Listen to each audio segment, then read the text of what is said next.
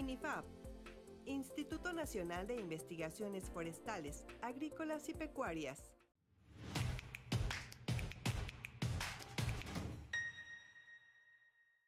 Ripe, delicious, lush, nutritious.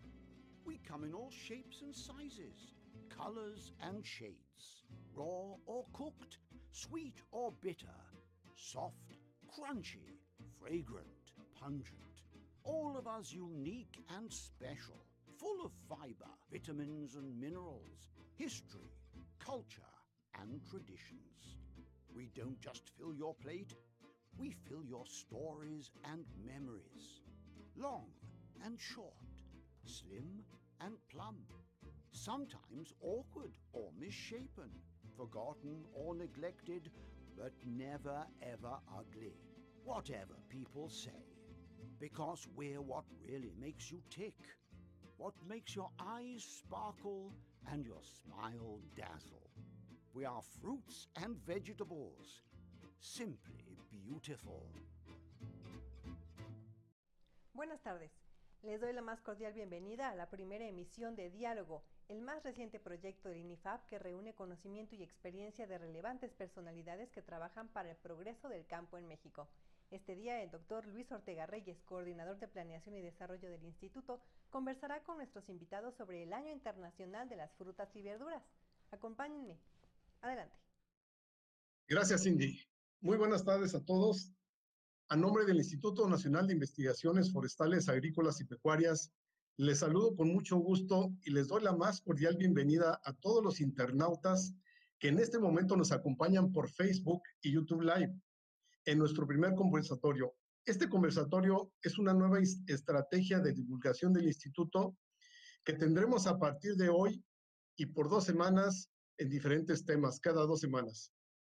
El conversatorio consiste en un espacio para que tanto productores, investigadores, tomadores de decisiones e integrantes de la sociedad en general compartan con todos ustedes el conocimiento, experiencias, anécdotas en las áreas agrícolas, pecuarias o forestales a través de un diálogo constructivo. El día de hoy, nuestros invitados, a quienes presentaré en breve, estarán dialogando y compartiendo opiniones sobre el Año Internacional de las Frutas y Verduras, designado por la Organización de las Naciones Unidas para la Alimentación y la Agricultura, la FAO, en este 2021. Con el objeto de promover el consumo de alimentos saludables y esenciales para la dieta, con el compromiso de fomentar una producción sostenible, fortalecer mercados, cadenas de valor, cuidar la calidad e inocuidad y disminuir las pérdidas y desperdicio de estos alimentos. Antes de iniciar, invito a todos nuestros internautas a que a través de las redes sociales formulen preguntas para nuestros panelistas. Con esto, le doy la más cordial bienvenida a nuestros invitados a este primer conversatorio. Acompaña el maestro en ciencias Manuel Ricardo Ramonet Rascón. Él es ingeniero agrónomo con maestría en ecofisiología, ex investigador del INIFAP, productor de garbanzo, sandía y nuez y miembro de diversas organizaciones de productores. Actualmente se desempeña también como presidente del Comité Estatal de Sanidad Vegetal en Sonora. Nos acompaña también el doctor Francisco Javier Trujillo Arriaga. Él es ingeniero agrónomo parasitólogo con doctorado en entomología, profesor e investigador del Colegio de Posgraduados. Ha recibido 2 doctores honoris causa. Actualmente es el director en jefe del Servicio Nacional de Sanidad, Inocuidad y Calidad Agroalimentaria, el SENASICA. Junto con él, pero guardando la sana distancia, hay un panel de por medio, no lo ven porque es transparente, pero con el cuidado debido, nos acompaña también el doctor Luis Ángel Rodríguez del Bosque, quien es ingeniero agrónomo con maestría en parasitología agrícola, tiene un doctorado en entomología, Premio Nacional de Sanidad Vegetal, nivel 3 del Sistema Nacional de Investigaciones y encargado de la Dirección General del INIFAP. Gracias. Doctor Javier Trujillo, agradeceré hacer uso de la palabra para que nos dé su punto de vista. Sí, cómo no. Muchas gracias por esta invitación. Senacica está muy contento de celebrar este año internacional y lo que me parece que puede ser el mejor homenaje es ser útil a este sector agrícola y lo voy a ejemplificar en dos maneras. Como Senacica quizás sea más visible para los productores, es con programas que generan áreas libres, que se transforman en programas exportadores, pero eso podría dar un comentario si hubiera interés en preguntas, pero voy a dedicar unos minutitos, los pocos que tengo disponibles, para decir qué es lo más importante que hace el Senacica por las frutas y hortalizas. Y es que tenemos la misión y la facultad legal para evitar que ingrese a territorio mexicano un número de plagas que están presentes en otros países y no en México, y que por vía de comercio, por vía incluso ilegal, pudieran entrar a México. De tal manera que, dicho reiterativamente, el que no entre una nueva plaga para un cultivo de frutas y hortalizas, eso es una contribución a la competitividad que hace Senacica. Somos la única dependencia de agricultura que tiene facultades para decidir qué mercancía es elegible para entrar al comercio mexicano y cuál permanece prohibida. Hay aproximadamente 300 combinaciones de productos y de países que son elegibles, pero hay miles que no. Y justamente definió eso por el riesgo. Además de tener esa facultad, lo vigilamos que se cumplan esos requisitos sanitarios en puertos, aeropuertos y fronteras. Tenemos 1,200 inspectores que tienen la facultad de inspeccionar y si una mercancía no cumple con los requisitos específicos de acuerdo al origen, tenemos toda la potestad para destruirlo o para rechazarlo. Hay otra forma de asegurar la no introducción de plagas exóticas y esa es la vigilancia. Hay 35 plagas que son las que pensamos que por su localización, por su forma de diseminarse, de migrar, pudieran entrar al país. No todas asociadas a frutas y hortalizas. A frutas y hortalizas tenemos 5 que nos preocupan muchísimo. Fusariosis del plátano, que ha devastado, sobre todo en Asia, producciones de plátano que si ingresara a México, es un Fusarium oxysporum, sería igual de devastador.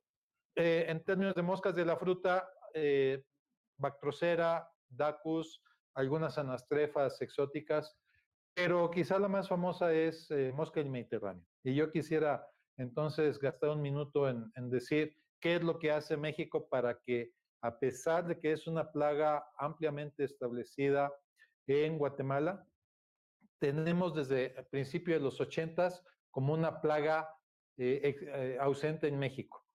Y eso es a través de un trabajo de 600 personas, un poquito menos de tiempo completo, y casi 900 que lo contratamos eventualmente, y muchas personas de las comunidades, sobre todo en Chiapas, que nos ayudan a trampear, a detectar incursiones, a delimitar y a controlar de tal manera que no haya establecimiento de esa plaga que es vecina de México.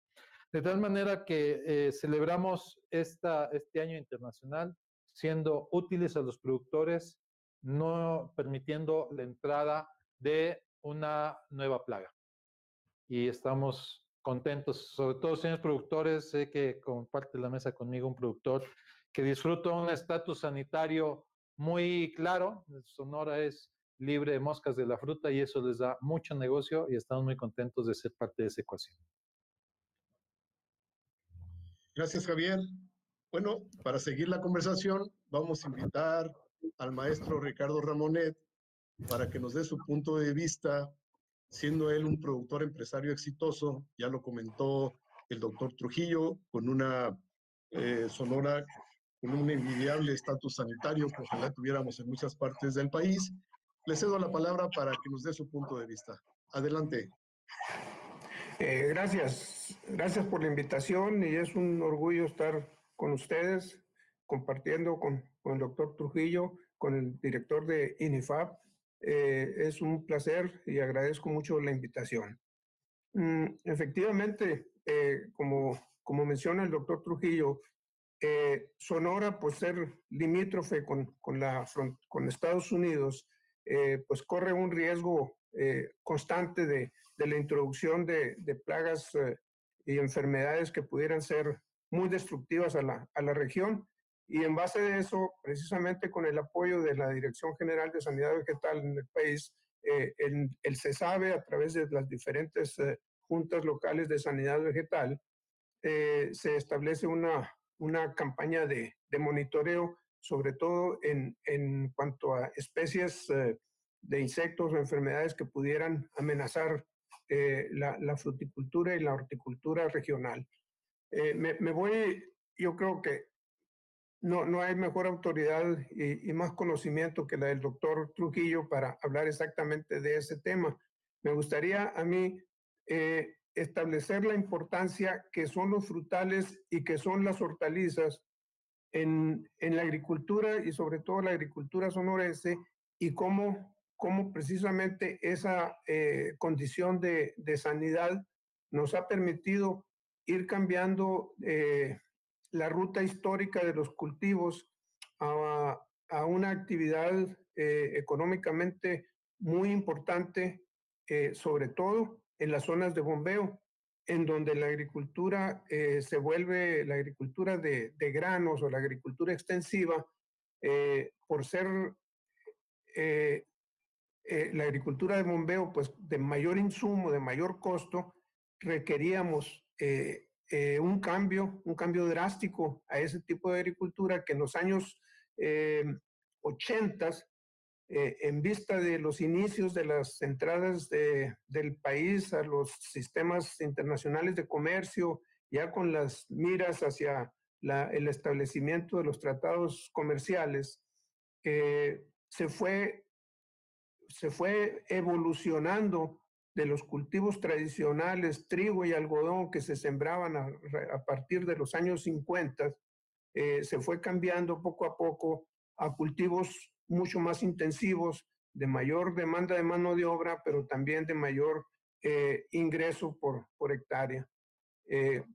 Obviamente cultivos de alto valor industrial o alto valor comercial como frutos frescos, pero también de alto riesgo. Cabe señalar que para el 82, cuando se declara la zona libre de mosca de la fruta en el estado de Sonora, se le dio un gran impulso a la exportación de naranja fresca a Estados Unidos principalmente. En aquel tiempo ya los agricultores incursionaban en nuevos cultivos que nunca se habían introducido en la zona baja del estado, la zona costera, en donde el calor es sumamente alto, y se empezó a desarrollar cultivos tipo nuevas variedades, en las cuales el Colegio de Postgraduados y también la Universidad de Florida y Texas empezaron a incursionar con variedades de bajo requerimiento de calor. Esas especies, principalmente durazno y manzana, pues obviamente no podían entrar al mercado estadounidense, precisamente por la presencia de la mosca de la fruta, que en realidad no existía en Sonora, pero teníamos que demostrar su inexistencia. Es ahí cuando se da una campaña muy fuerte, un esfuerzo sumamente grande de parte de los productores, con mucha iniciativa en aquel tiempo, de tal forma que a lo largo de 4 o 5 años que se estuvo pregonando y demostrando a través de inspectores de Estados Unidos, se logró demostrar finalmente en el 82 y se logró el reconocimiento del estado como zona libre de la mosca de la fruta, lo que liberó pues el mercado, y como dice el doctor Trujillo, ha dado utilidades a los agricultores a lo largo de estos años. Desde entonces, que ya se puede, gracias a eso, exportar fruta a diferentes partes del mundo, ¿no? Tanto cítricos, tanto como uva de mesa, calabazas, etcétera, ya integrados todos los programas de prevención y de mantenimiento de las zonas libres. La importancia de las hortalizas y las frutas en la región, sobre todo en la región, las zonas más importantes productoras de frutas y hortalizas serían la parte norte, Hermosillo y Caborca, que se caracterizan por la producción en Caborca, por espárragos, en la costa de Hermosillo, principalmente por la uva de mesa y hortalizas. Esta integración de frutales con hortalizas es curioso cómo se va dando cuando la exportación empieza en grande en los años 70 y 80, exportación de uva de mesa, que todavía era muy incipiente, muy pequeña en proporción a la uva que se producía en California.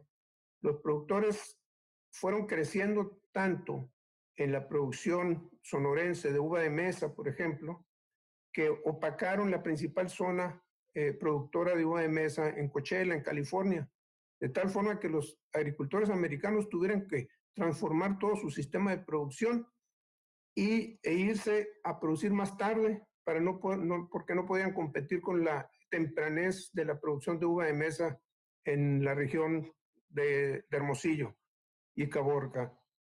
Cabe aclarar que la primer uva que se cosecha en el hemisferio norte, ¿no?, es la de Hermosillo, Sonora y Pesqueira, durante la temporada de primavera. Pero esa integración de los productores con los distribuidores al mismo tiempo llevó a una integración de, oye, podremos exportar también otras cosas, ¿no? Y empezó la exportación de sandías, de melones, de calabazas, de tal forma que a lo largo de los últimos 20 años es una gran variedad de hortalizas que los mismos productores de uva de mesa y productores de nogal también, estamos integrados en un sistema especializado pues, en este tipo de especies que le dan ventaja muy competitiva a la región y que si no tuviéramos esas diferenciaciones con estos cultivos y estuviéramos todavía produciendo trigos o maíces, la verdad que nuestra situación económica sería otra. No sé si seguimos después haciendo más comentarios. Sí, claro, muchas gracias, muy amable. Sin duda, parte del éxito de los productores a nivel nacional por la generación de tecnologías es algo que tiene gran impacto. Y con este motivo le damos la palabra al doctor Luis Ángel Rodríguez del Bosque para que nos dé su punto de vista. Adelante, doctor. Muchas gracias, doctor Ortega. Bueno, en esta primera intervención seré breve y bueno, rápidamente les platico qué hace el Instituto Nacional de Investigaciones Forestales, Agrícolas y Pecuarias, el INIFAP. Su misión es generar conocimientos científicos y tecnológicos para mejorar la competitividad del campo mexicano. Somos una institución con cobertura nacional. Tenemos 77 campos y sitios experimentales en todo el país, con laboratorios en muchos de ellos. Tenemos casi 900 investigadores e investigadoras con grados, la mayoría de ellos con maestrías y doctorados, altamente capacitados. Ese es nuestro principal recurso, el humano. Contamos con más de 60 bancos de germoplasmas, entre ellos algunos con frutales y hortalizas, y tenemos un Centro Nacional de Recursos Genéticos en Jalisco, donde resguardan más de 100,000 accesiones, entre ellos frutales y verduras. El INIFAP, con seguridad, siempre está en tu mesa de la sociedad en general. Se estima que más del 80% de los alimentos que consumimos todos los mexicanos todos los días, existe al menos un producto en el cual el INIFAP estuvo presente en su sistema de producción, entre ellos la propia variedad o alguna tecnología de manejo de ese alimento, entre ellos muchas frutas y verduras. En las próximas intervenciones hablaré un poco más de lo que ha hecho el instituto en el área de fruticultura y horticultura. Muchísimas gracias. Gracias, doctor Luis Ángel. Doctor Javier Trujillo, Tengo una pregunta para usted con base a la exposición que nos dio. Quisiera preguntarle qué campañas fitosanitarias conduce el SENACICA para prevenir, erradicar o combatir las plagas y enfermedades de los frutales y hortalizas en México, y si hay algunos resultados al respecto. Sí, la campaña más importante está sustentada en lo que jurídicamente le llamamos la norma 23. La norma 23 es la campaña contra las moscas exóticas. Aquí estamos hablando de las moscas que desde hace millones de años atacan aquí a cultivos nativos como algunas ciruelas silvestres, etcétera. El mango es introducido, los cítricos son introducidos, pero cuando llegaron se encontraron con esas especies ya nativas.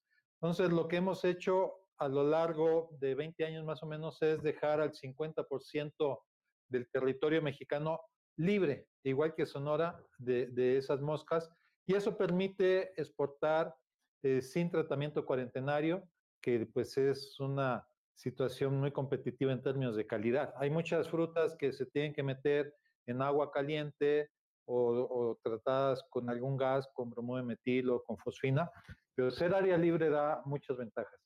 Hay otro programa frutícola muy importante, muy exitoso, que es el del aguacate. Es, otra vez jurídicamente hablando, la norma 66, que enfoca sobre 2 especies de Conotracheus, una de Copturus, son 5 en realidad, Copturus, Lipus y Estenoma.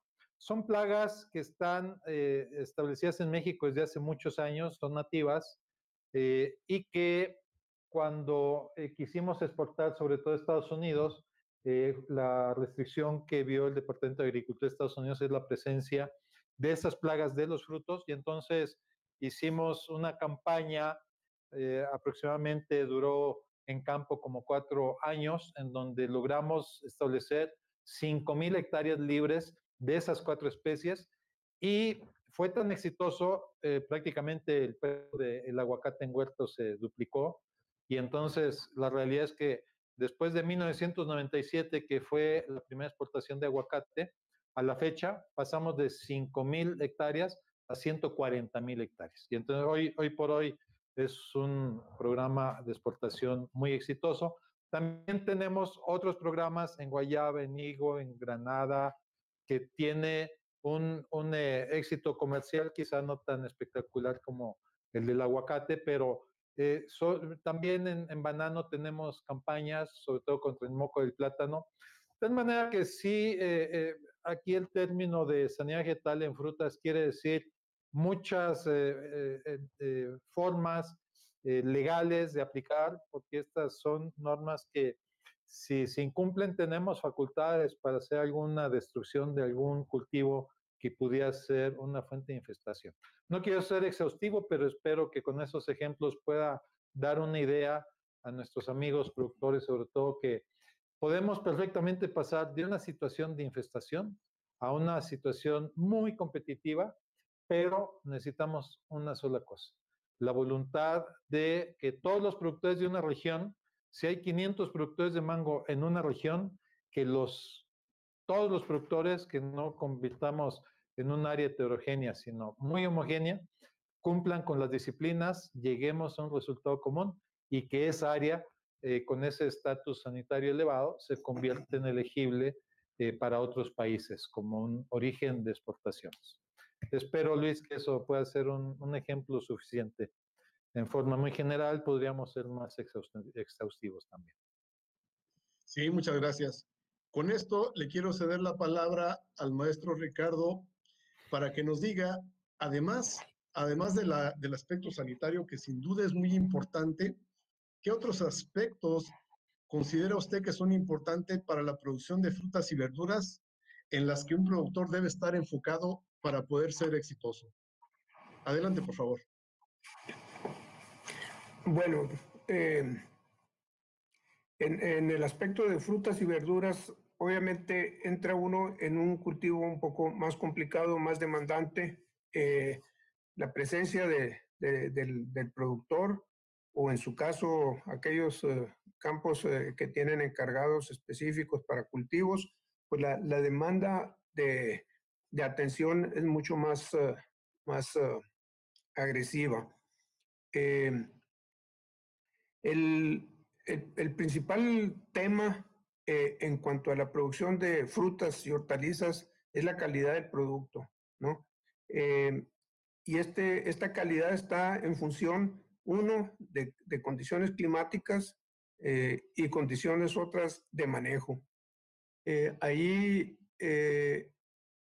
se puede hablar de que la calidad, la capacidad de producir la mejor uva del país y la mejor uva del mundo, ¿no? Es producto, uno, de la experimentación que se ha hecho en los centros de investigaciones, tanto locales, en INIFAP, en Hermosillo, pero también en las otras regiones vitivinícolas, como son California y ahora Chile, muy en particular. Toda esa tecnología, una producida en sectores privados, pero mucha otra tecnología producida en las universidades de California, y no nos quedamos atrás en la región de Hermosillo también. Es tecnología que es probada, experimentada en lo local, y estos a las mesas de miles de millones de gente, tanto en los mercados americanos como los europeos y de Asia, gracias a ese cuidado. A lo que quiero ir es que la investigación definitivamente ha tenido impacto en la producción de hortalizas. No debo de dejar por fuera la investigación que han hecho las casas comerciales semilleras y también productoras de variedades de frutas, en donde pues han hecho un excelente papel, ¿no? No cabe duda que las calidades de las hortalizas que se están comercializando ahora son muy diferentes a las calidades de los productos que teníamos hace 25, 30 años. En mi caso, cuando yo empecé con la sandía, una sola variedad que ya tenía de los años 70, ¿no? Curiosamente, era la primera variedad de sandía que tenía cierta resistencia a Fusarium.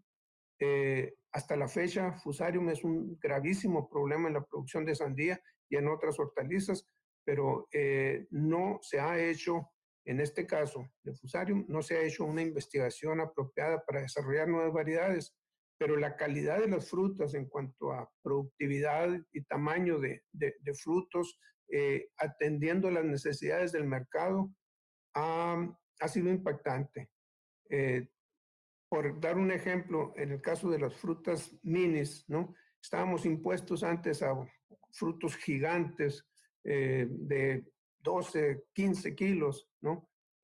Posteriormente se vio la necesidad de atender un cierto mercado, lo que le llamaban los solteros con alto ingreso de compra, que vivían solos con un refrigeradorcito pequeño, y pues no les cabían las sandías. Entonces se acomodó eso para hacer sandías pequeñas y tener su sandía de tamaño de un melón pequeño, ¿no? Ese es un ejemplo de cómo la tecnología ha ido cambiando los frutos, inclusive sandías a los cuales estamos impuestos al color rojo precioso. Hay veces que te presentan sandías de color amarillo, que la comes pensando que está comiendo melón, pero con sabor de sandía, ¿no? Cosas curiosas, ¿no? Pero desde el punto de vista del agricultor, obviamente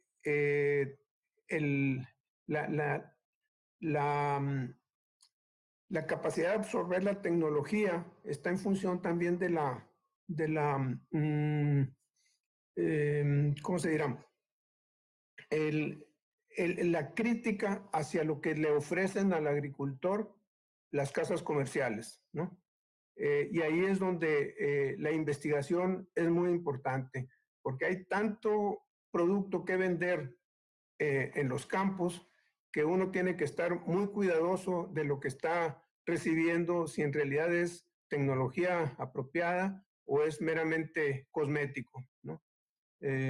No sé si quizás se pueda platicar más al respecto. Sí, muchas gracias por su intervención. Y hablando de la importancia de la investigación, doctor Luis Ángel Rodríguez del Bosque, el INIFAP cumplió recientemente 35 años. Para ser precisos, el año pasado, en donde se promovió de manera muy atinada el lema INIFAP, 35 años transformando el campo. ¿Nos pudiera platicar cuáles han sido las aportaciones tecnológicas del instituto para que los productores de frutas y hortalizas puedan obtener mejores cosechas y más sanas? Adelante, doctor. Claro que sí, Luis. Bueno, primero que nada aclarar que efectivamente el instituto, el INIFAP, cumplió 35 años apenas hace unos meses. Sin embargo, quisiera decirles que la historia de la investigación tiene todavía más de 120 años. Y bueno, tenían diferentes nomenclaturas, pero nosotros heredamos esas instituciones. Bueno, con respecto a la tecnología, pues eso es lo que hace el instituto. La única razón de la existencia del INIFAP es precisamente atender las demandas tecnológicas de los productores y campesinos de todo el país. En el área de frutas y verduras, quiero decirles que el instituto a lo largo de su historia ha generado más de 1,200 variedades en más de 45 cultivos. Con respecto a frutas y verduras, hemos generado 120 y rápidamente les voy a decir cuáles. Hemos generado variedades de durazno, cocotero, guayaba, mango, limón mexicano, papaya, pitahaya, pitaya, portainjertos de lima, limón, mandarina, nogal pecanero. Y con respecto a verduras, papa, chiles, ajo, fresa, chile habanero, cebolla, cilantro, una variedad, la única que ha sido generada en México, y tomate de cáscara. Esto sin contar las más de 20 variedades que hemos generado de maíz elotero, hablando de verdura. Entonces, además de las variedades, el instituto ha generado mucha tecnología de producción, tecnología de manejo.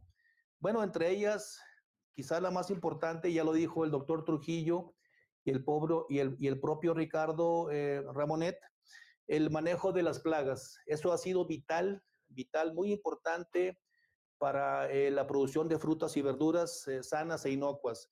Pero además hemos generado tecnologías con respecto al manejo del agua, los fertilizantes y por supuesto tecnologías de cosecha y de post cosecha. Yo pudiera estar aquí hablando por más de una hora, hablándoles pues de las tecnologías que hemos generado en los diferentes centros regionales del país. Si hubiera más adelante otra oportunidad, seré más específico, pero podría contestar la pregunta del doctor Ortega en base a esos comentarios. Gracias.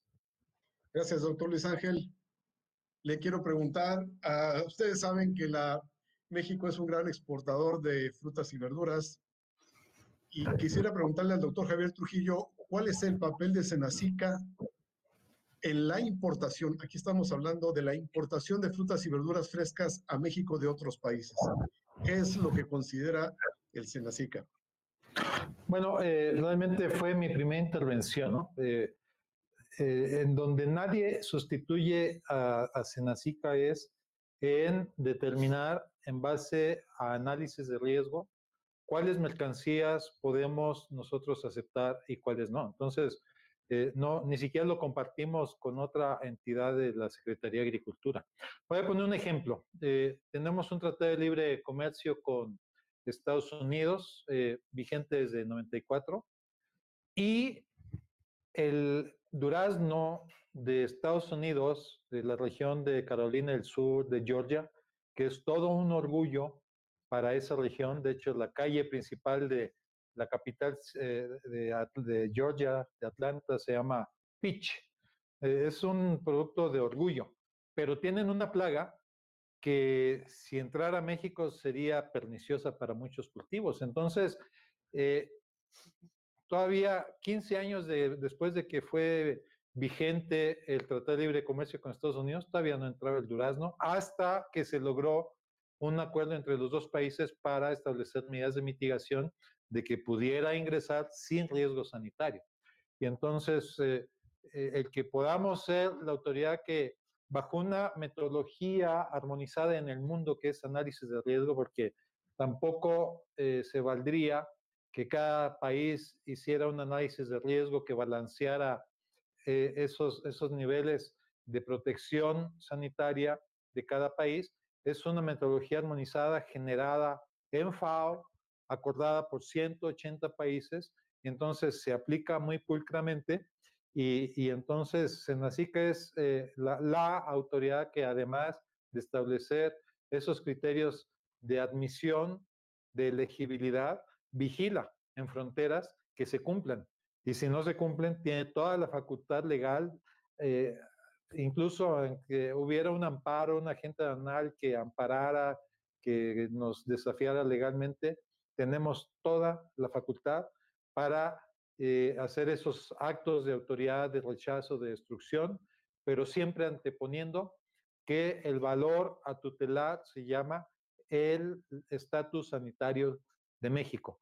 Y yo he vivido en mis años múltiples demandas que alguien nos dice, oye, no deberías haber rechazado esas, en el caso de granos, no necesariamente frutas, un barco con 20,000 toneladas de granos que decimos no cumple, tiene gorgojo capra y se regresa, esos son millones de dólares. Y quien es el propietario no se queda tranquilo y demanda. Invariablemente hemos ganado esas demandas porque México juega muy bien estos aspectos de normatividad internacional que convertimos en normatividad nacional y a su vez en estatus. México tiene un estatus sanitario de privilegio. Así es que espero, Luis, con eso responder. Somos incluso una instancia muy respetada en el mundo. Hoy por hoy México tiene la presidencia, y ya lo he hecho por 3 años, en Roma, de la Comisión de Medidas Fitosanitarias, que es algo así como las Naciones Unidas de los aspectos fitosanitarios. Entonces, México es un gran exportador, pero también juega muy bien esta normatividad internacional convertida en normatividad nacional.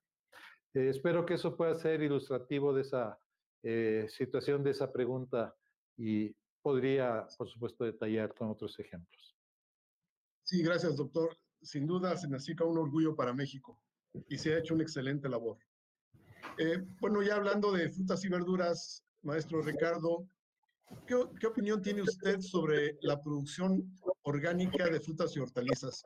Un tema que, si bien es cierto, se ha puesto de moda de unos años para acá, cada día cierto tipo de la sociedad es más demandante de estos productos orgánicos. El tema de los productos orgánicos, yo lo considero una gran ventaja comercial para ciertos productos. Yo diría, el tema de la producción orgánica se puede colocar en el casillero de estrategias comerciales. Desde el punto de vista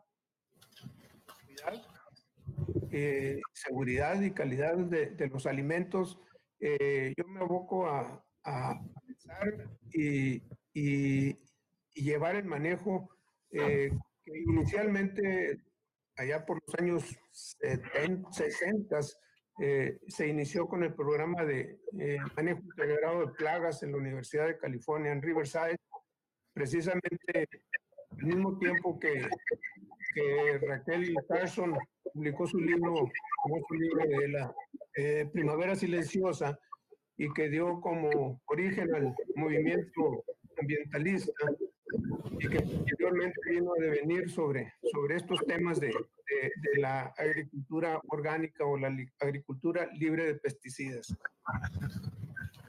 Definitivamente es la agricultura orgánica pues es positiva desde el punto de vista comercial. Sin embargo, es muy difícil establecer agricultura orgánica en ciertas áreas donde obligadamente tenemos la necesidad de protección de los cultivos con sistemas que no están aceptados dentro de la categoría orgánica. Por citar un ejemplo, ¿no?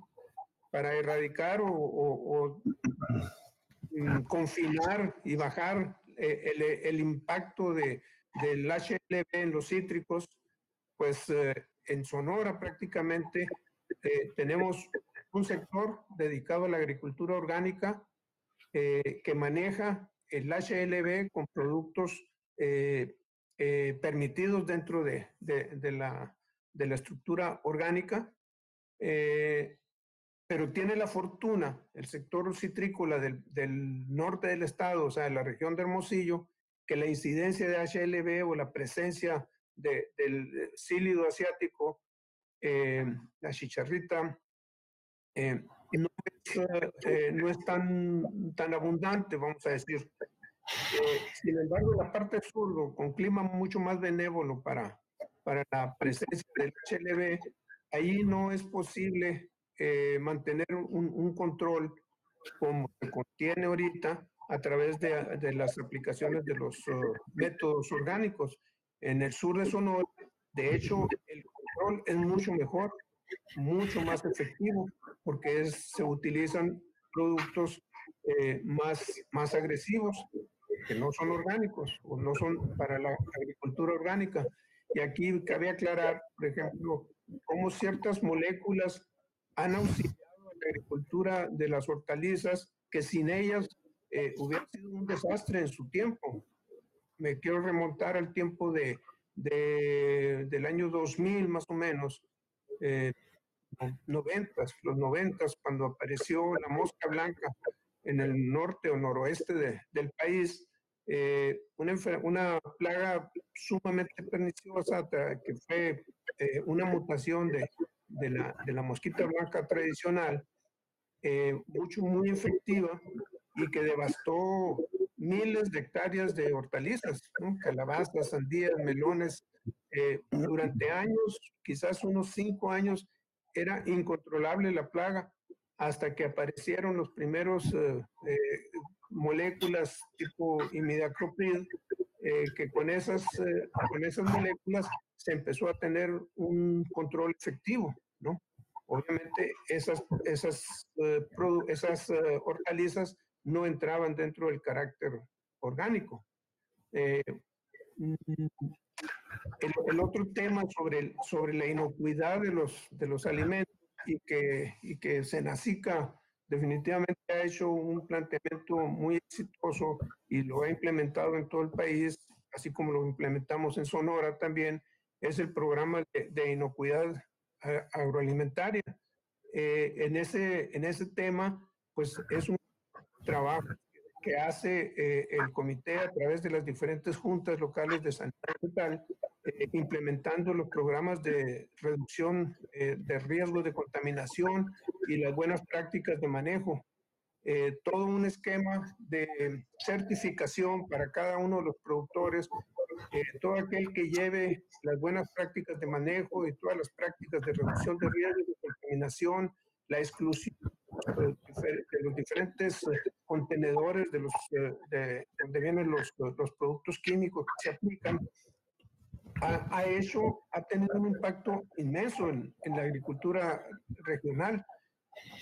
Es el caso, por ejemplo, del Valle del Yaqui, un área de más de 270,000 hectáreas de cultivos diversos, entre ellos frutas y hortalizas también, pero la mayor parte de cultivos extensivos, con aplicaciones constantes en tiempos atrás.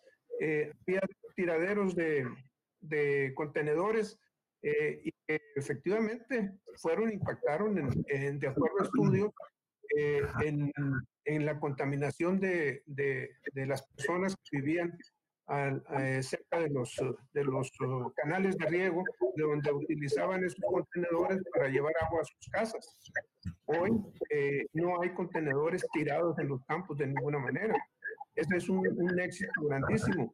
El otro trabajo también para reducir ahora sí la aplicación, el uso de insecticidas en áreas tan vastas como el Valle del Yaqui, tanto en granos como en hortalizas, es la distribución que hace la Junta Local del Valle del Yaqui, tricograma y crisopa para el control tanto de pulgones como de larvas de gusanos, y se ha reducido mucho la aplicación de insecticidas y con eso mejorando mucho el impacto ambiental. Hay mucho tema sobre eso, ¿no? Sí, gracias, muy amable. Doctor Luis Ángel, una intervención que me gustaría escuchar. ¿Cuáles son los 2 o 3 impactos más relevantes del INIFAP en frutales y hortalizas al campo mexicano? Ah, caray, pues tenemos muchos, están plasmados en el libro de los 35 años. Los invito a que entren a nuestra página web y ahí pueden bajarlo, está en forma electrónica. Pero bueno, yo diría 2 o 3 muy importantes. Yo me iría por los 3 que vemos todos los días en los mercados, en la estantería de frutas y verduras. En primer lugar, el aguacate. Ya lo dijo el doctor Trujillo, en el aguacate intervenimos el Instituto y Sanidad Vegetal hace años y logramos, bueno, que Estados Unidos pudiera importar nuestros aguacates. En los próximos días, durante el Super Bowl, se romperá de nuevo el récord de compra y de consumo de aguacates para hacer guacamole. Se ha vuelto una tradición ese día. Y bueno, ahí estará presente México, Senacica y el INIFAP. En segundo lugar, yo diría el limón. El limón mexicano, tenemos una variedad muy exitosa que también lo vemos todos los días, todo el año en los mercados, la variedad Colimex. Entonces, yo siempre uso el ejemplo de que cuando usemos un limón y lo partamos y lo exprimamos en nuestro pescado, en la carne asada, pues recordemos al INIFAP porque es el que generó esa variedad Colimex de limón mexicano.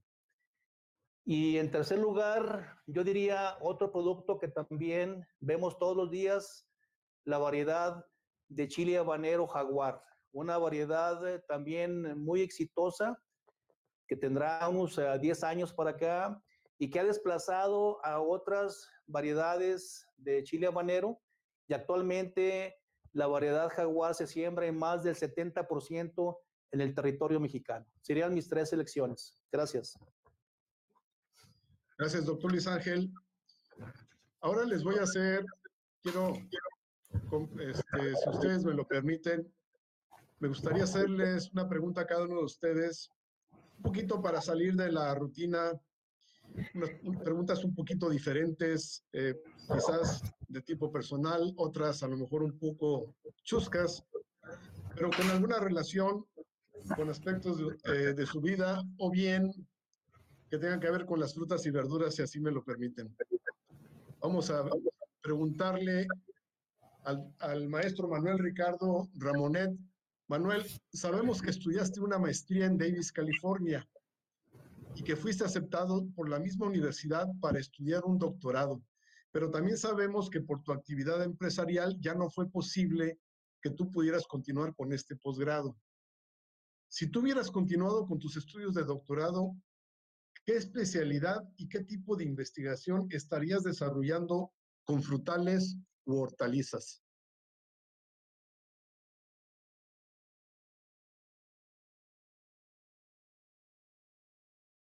Está apagado tu micrófono, Manuel. Ricardo, perdón. Ok, ya. No se quitaba el bloqueo. Interesante la pregunta. Siempre me quedé con el gusanito de haber seguido en el doctorado. En aquel tiempo iba en el grupo de ecología, pero me interesaba mucho el área de la biología molecular. No sé, pues cómo me hubiera desenvuelto. Sin embargo, la ciencia sigue siendo una normativa dentro de mi forma de ser y de mi hacer las cosas, ¿no? Muy posiblemente, quizás por las necesidades de mantener el campo familiar y de volver al terruño, quizás mi doctorado hubiera sido meramente una cuestión propia y me hubiera vuelto a la agricultura. La agricultura yo creo que es algo que se mete en las venas, en la sangre y no la puedes dejar. Yo disfruto 100% mi actividad. Me enorgullece los logros y me destrozan los fracasos, que son muchos. Cada año hay uno pequeño, grande o regular, pero siempre hay inconvenientes. Sin embargo, la vida como agricultor es sumamente satisfactoria, pero de muchos retos también. No sé si respondo la pregunta. Claro que sí, aquí pueden contestar lo que ustedes quieran y que se sientan a gusto. Bueno, ahora vamos con el doctor Javier Trujillo. Sabemos que eres una persona que cuida mucho tu salud. Sin embargo, esta es una situación hipotética. En tu última evaluación médica de rutina, tu médico de cabecera te acaba de prohibir el consumo de cualquier tipo de carne y te ha recetado que te alimentes por 6 meses con 2 frutas y 2 verduras. ¿Cuáles escogerías y por qué? A ver, hay 2 estrategias ahí, Luis. Una, quizá la que yo preferiría es cambiar de médico. Pero si no hay otro, mira, yo te puedo decir, y además no es hipotético, yo recuerdo, y además hay anécdotas hasta infantiles, yo soy gran consumidor de cacahuate, que yo lo consideraría, no es necesariamente una fruta, pero se parece por el tipo de consumo. No hay semana que yo no coma cacahuate, y eso desde los 3 años que yo recuerde, o que mis padres me hayan relatado, ¿no? Entonces es una especie de adicción y puedo perfectamente saltarme una comida y con mi bolsita de cacahuates, soy feliz. Y la otra, yo crecí en Monterrey y ahí era muy común comprar la naranja de calidad de Gajo de Montemorelos. Entonces, por alguna razón, somos 7 hermanos, era el único que me sentaba a comer 10 naranjas al hilo, de esas de alta calidad, baratísimas en Monterrey. Y a la fecha, mi esposa sabe que si me pone una naranja en el plato, ya sea en la comida, en la cena, nunca la voy a dejar, ¿no? Entonces, esos son mis 2 productos favoritos. ¿Por qué razón? Quizá porque así se me dio la disponibilidad en mi vida, ¿no? Pero ya son décadas y décadas de un consumo que espero no interrumpir.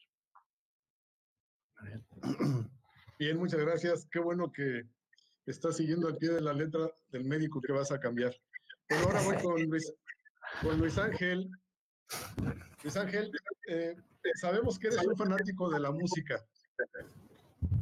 Por tu edad, pues tiene que ser del buen rock de los años 80. Quiero que sepas que este año la FAO va a organizar un evento musical para conmemorar el Año Internacional de las Frutas y Verduras. Y ha decidido invitar a tu grupo de rock, Los Pulgones Amarillos, a que compongas y cantes una canción que tenga que ver con las frutas y verduras. Te preguntaría, ¿qué título le pondrías a la canción? Y menciona alguna frase que incluirías en la misma. No tienes que cantar porque no queremos perder internautas en este momento. Bueno, en primer lugar, quiero decirles que esto de las preguntas personales y de un tanto con humor se me ocurrió a mí. y le pedí yo las preguntas que les acaban de formular a Javier y a Ricardo, yo las formulé y le pedí al doctor Ortega que formulara la pregunta para mí y que no me dijera, y bueno, me sorprende porque es la más difícil de las tres. Bueno, en primer lugar, los pulgones amarillos, la mayoría de ustedes sabrá por qué. Estuve trabajando 5 años, 6 años con este problema de los pulgones amarillos del sorgo, no tiene nada que ver con frutas y verduras. Y bueno, en primer lugar, el título sería los pulgones amarillos se comen las naranjas de Montemorelos, particularmente las ombligonas. Esa naranja que es la más dulce, la más jugosa, seguramente que es la que consumía el doctor Trujillo en su infancia en Monterrey. Sería el título. Y el estilo de los pulgones amarillos, sin duda, sería el mismo estilo de la banda Queen. Eso es lo que te puedo comentar. Pues gracias por la pregunta difícil, Luis Ortega. Luego platicamos. Gracias, doctor. Bueno, vamos a dar paso al... Tenemos más preguntas aquí, algunas preguntas de nuestros internautas. Pues voy a tener que cederle la palabra nuevamente al doctor Luis Ángel.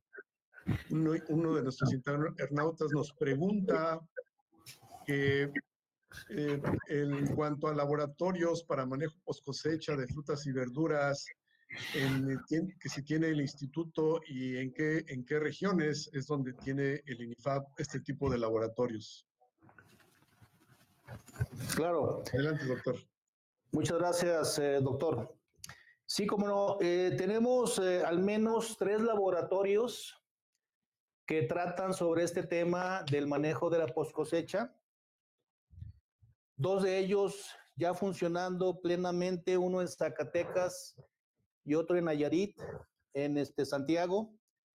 Y uno más que muy pronto vamos a inaugurar, yo creo que en las próximas 2 o 3 semanas, que está en Cotaxtla, Veracruz, pues muy equipado, moderno. Este laboratorio se va a dedicar exclusivamente al estudio y del manejo de post cosecha de las frutas y verduras. Eso es lo que pudiera contestar.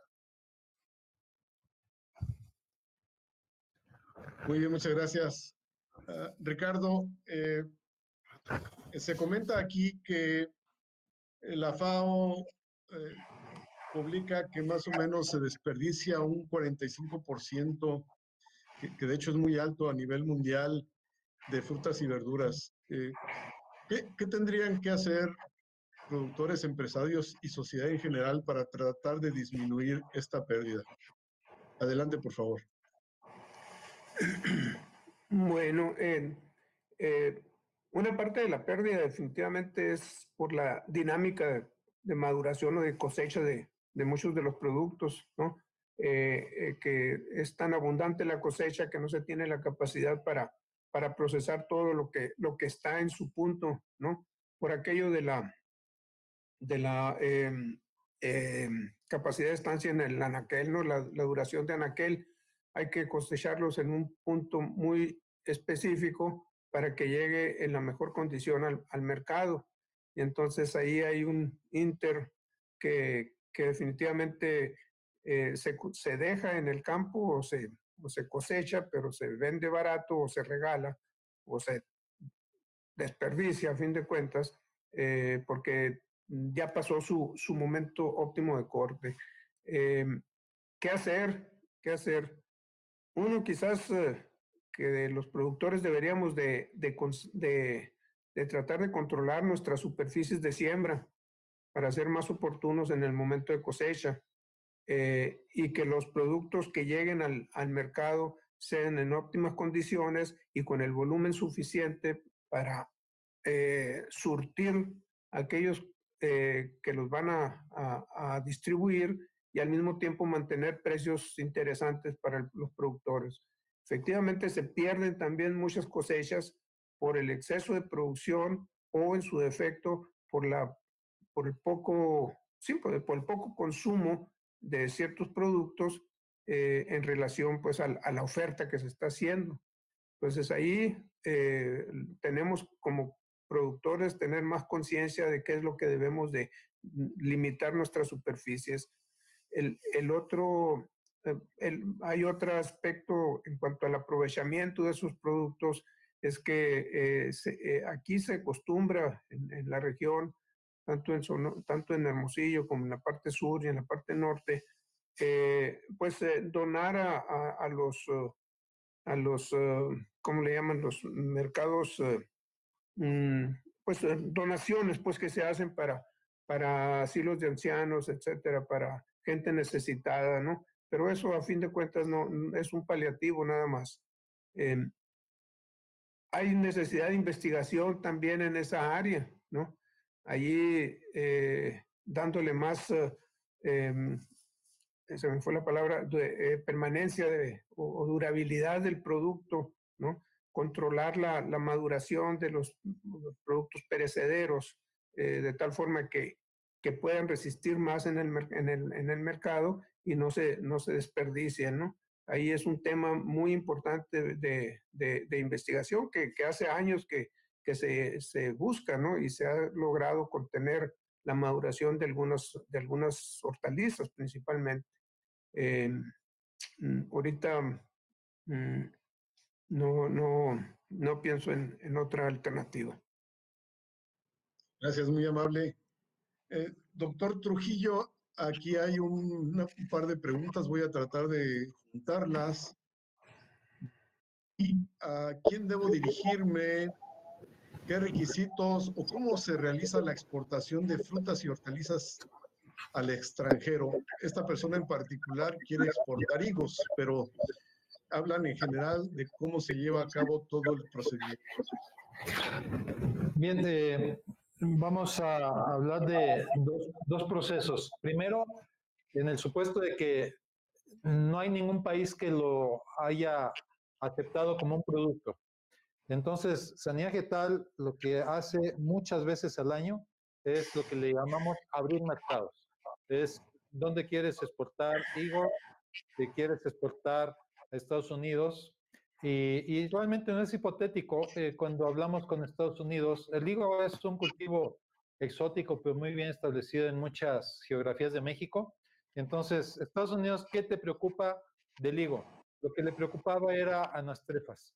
El acuerdo que se logró y llevamos aproximadamente 8 años ya exportando higo es si no solamente anastrefas, hay unas otras moscas de otros géneros que les preocupaban y el acuerdo fue si yo irradio higo a cobalto 60 en una dosis de 150 Gray, esas dos plagas que te preocupan estarían, aquí es interesante, no mata al insecto, pero ya no se puede reproducir.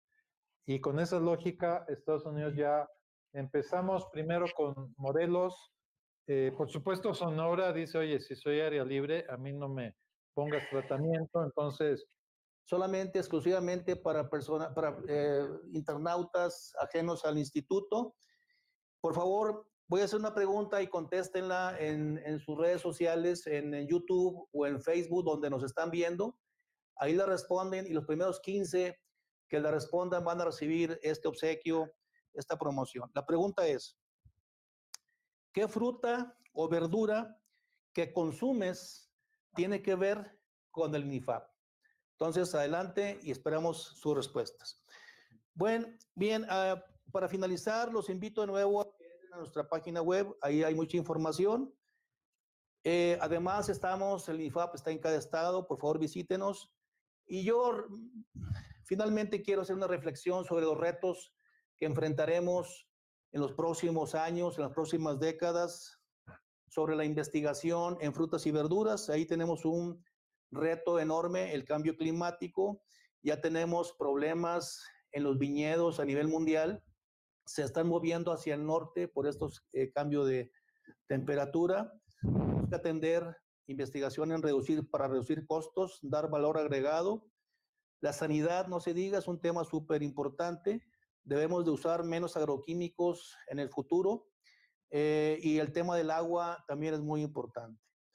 Quiero agradecer a nuestros invitados, al doctor Javier Trujillo, además de ser un funcionario de la SADER, es un amigo personal por más de 30 años, al maestro en ciencias, Ricardo Ramonet, y al moderador, el doctor Luis Ortega Reyes.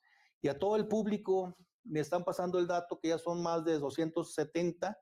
Les agradezco mucho que nos hayan acompañado y nos vemos en 2 semanas, en las próximas 2 semanas para el próximo conversatorio. Muchas gracias a todos.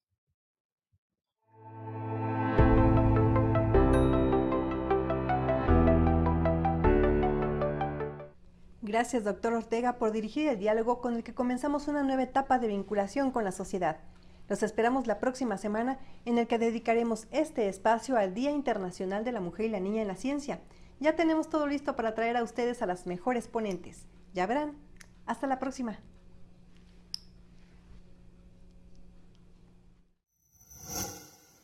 Gobierno de México.